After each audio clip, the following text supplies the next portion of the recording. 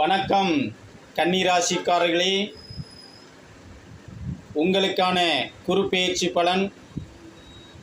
உங்கள் ராசிக்கு 11ஆம் இடத்தில் அமர்ந்து லாபஸ்தானம், அக்கா அண்ணன் ஸ்தானத்தில் அமர்ந்து இளைய சகோதர ஸ்தானத்தையும், பூர்வ புண்ணியம் புத்தி புத்திர ஸ்தானத்தையும், களத்திர ஸ்தானத்தையும் பார்வை செலுத்துகிறார். அதுவே தொழிலுக்கு தொழில் ஸ்தானமாகவும் வருகிறது.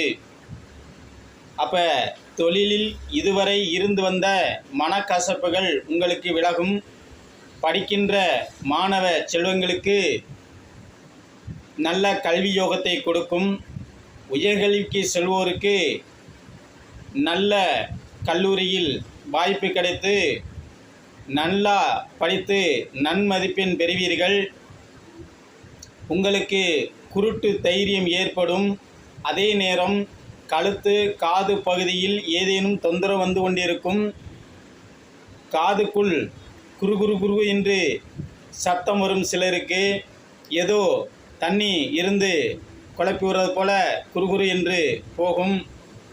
மற்றபடி உங்களுடைய ராசிக்கு இந்த முறை குருவான் நல்லது செய்யக்கூடிய இடத்தில் தான் இருக்கிறார். 5ஆம் இடம் பூர்வ புண்ணிய ஸ்தானத்தில் இருந்து வந்த டாக்குமெண்ட், எழுத்து சம்பந்தப்பட்ட பிரச்சனைகள் இந்த முறை ஒரு முடிவுக்கு வரும்.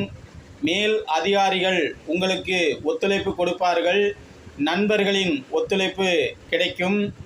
இடையில் சில நண்பர்களை விட்டு உங்களுடைய செயல்பாடுகளால் ஒதுங்கி இருக்க நேரும். இப்போ மீண்டும் உங்களுடைய நல்ல செயல்பாடுகளால் மீண்டும் பழைய நண்பர்கள், புதிய நண்பர்கள் உங்களுடன் எப்போதும் இணக்கமாக இருப்பதற்கான வாய்ப்புகள் உண்டாகும். ஆக உங்கள் ராசிக்கு இந்த குருவான் நல்லதான் செய்கிறார்.